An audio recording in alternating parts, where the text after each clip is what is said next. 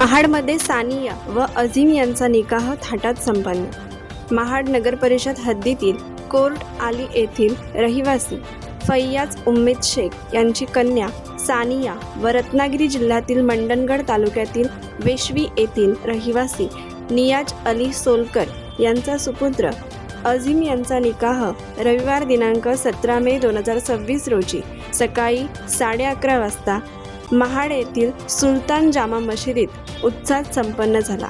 या निकाहानिमित्त दुल्हा दुल्हन यांना उपस्थित मान्यवर, सगळे सोयरे, मित्र परिवार यांनी मुबारकबाद व शुभेच्छा दिल्या। अत्यंत उत्साहात हा निकाह सोहळा संपन्न झाला।